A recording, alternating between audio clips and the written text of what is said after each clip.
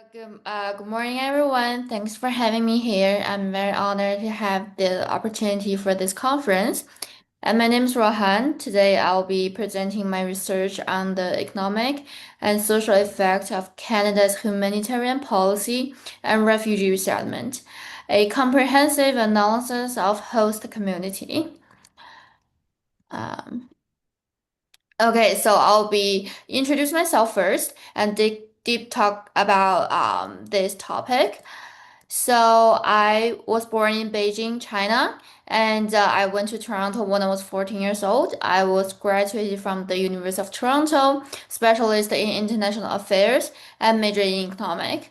And last year I just graduated my master from the University of Hong Kong, Master of International and Public Affairs.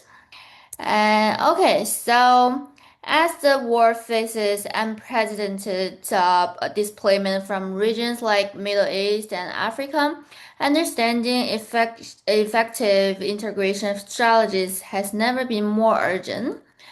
Um, so over the past 10 decades, refugee waves from Syria, Afghanistan, and Ukraine have reshaped the international migration landscape. Canada has long been seen as a model for refugee resettlement with its private sponsorship program and multicultural policies. Meanwhile, Europe has grappled with large-scale arrivals, often in crisis mode. By examining both, we can uncover lessons that benefit not just these regions but global refugee policy. These two starkly different scenarios provide a perfect comparative samples. So we can see the pictures on the right corner here. The dark red lines are focused in the areas of Europe, Canada, and United States. And from the United Nations High Commissioner of Refugee, most of the refugees are all sent to Canada, Europe, and also United States. And in Canada, we have three different programs. So GER receive financial support from the Canadian government. BVOR also received financial support from the Canadian government and private sponsors. And private sponsorship of refugees, so they who are ready to travel and are matched with sponsors with help. And Stephanie, in long term, Stephanie, yeah. we can't see your individual slides. On the screen, there is only your first slide with the title. We don't see your separate slides. So I think that you have to click on the individual slides before we can see them. I mean, at Oh, least, yeah, because on oh my my God. screen, it's only your first slide.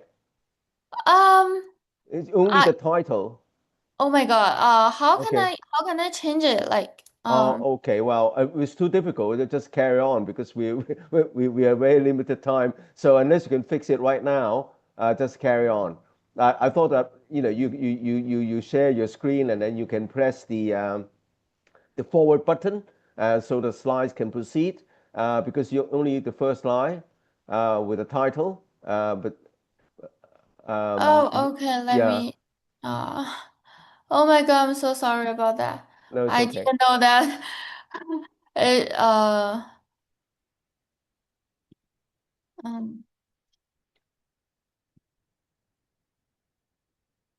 Well, if it takes too much time, just back to where you were and just repeat your talk verbally.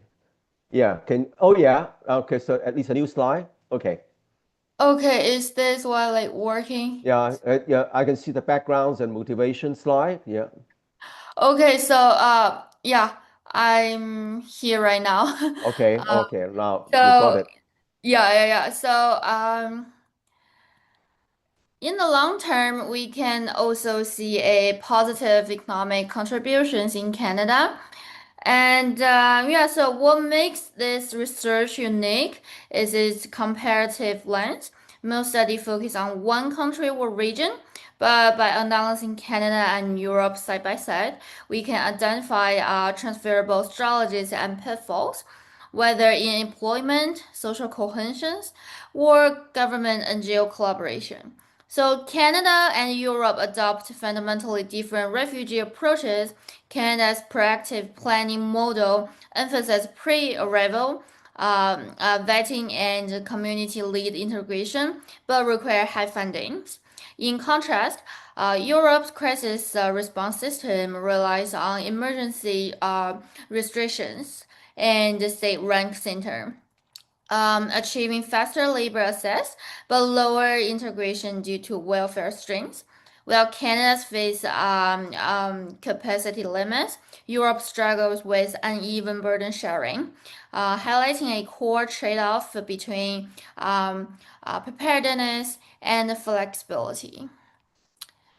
And so why compare? Canada prioritized orderly resettlement through United Nations partnership and private sponsorship, focusing on fast integration with broad public support. The EU's Dublin system focused frontline states to persist arrivals, leading to uneven integration and Hungary's and border crisis.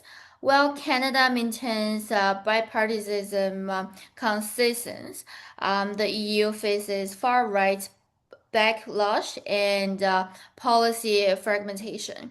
So Canada's planned approach contrasts with the EU's emergency measures. Um, so the hypotheses are positive impact in host community and also better integration, economic contributions from refugee, and also enhance refugees' economic integration and employment outcomes. And also in terms of social dimensions is mixed impact. And so my research objectives are identify best practice from Canada and Europe, analysis gaps in integration support system, and propose a unified frameworks for refugee policy. So by drawing parallels between Canada's approach and Europe's experience, the study aims to provide a comprehensive framework for understanding the complexities of refugee integration. And so the methods is combine policy analysis, field research, and data analysis. Um, I'll be very short, quick in this section. So the frameworks also include policy analysis framework, economic impact framework, social integration framework, and a comparative analysis framework. And the fundings at this stage, so Canada's refugee system achieved 23% higher long-term integration rate than the EU due to its PR focused model, but at 2.5 times that cost. So while the EU excelled in fast labor market access, a fragmented policy creates serves gaps post-entry. Canada's stable federal managed system ensuring consistent outcomes, whereas the EU struggles with uneven implementations across member states. And this contrast highlights a fundamental trade-off. Canada invests more for sustainable integration, while the EU prioritizes rapid entry but face long-term cohesion challenges. Yeah, and so for the policy recommendation frameworks, this hybrid model balance cost efficiency with social cohesion while leveraging technology and transnational cooperation. Pilot testing in select cities could demonstrate feasibility before scaling. And so as I said, the expected contributions are include policy effects, policy recommendations, lessons for nations facing sudden refugee influx, and also strengthening global refugee protection frameworks. And yeah, so very last, this research isn't just academic. It's a toolkit for better policy. Imagine a Syrian refugee in Germany benefiting from Canada's sponsorship model, or a Ukrainian family in Canada accessing Europe's raped housing programs. So Europe's so this the power of cross-border learning. And in closing, refugee integration isn't just a national issue, it is a global challenge requiring shared solution. By bridging Canada's and Europe's experience, we take step forward toward more human, effective system. And yeah, so thank you everyone for listening.